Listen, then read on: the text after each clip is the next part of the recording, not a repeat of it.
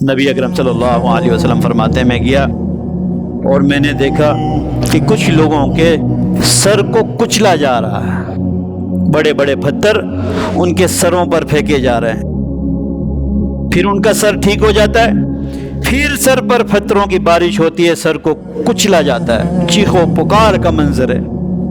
نبی اکرم صلی اللہ علیہ وسلم فرماتے ہیں میں نے جبرائیل امین سے پوچھا یہ کون لوگ ہیں؟ کہا یہ وہ لوگ ہیں جو دنیا میں نماز نہیں پڑھا کرتے تھے، بے نمازی لوگ ہیں۔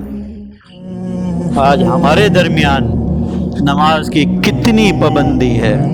یہ وہ نماز ہے جو معراج میں نبی اکرم صلی اللہ علیہ وسلم کو تحفے کے مانند دی گئی ہے، جو بلندیاں حضور کو دی گئی تھی۔ کہا تمہاری امت میں سے کوئی بلندیاں چاہتا ہے تو اس نماز کو مضبوطی سے پکڑ لے۔ آج ہمارے درمیان اس نماز کی کتنی اہمیت ہے تو اچھی بات ہے، اگر نہیں ہے تو نبی اکرم صلی اللہ علیہ وسلم کو دکھا دیا گیا ہے۔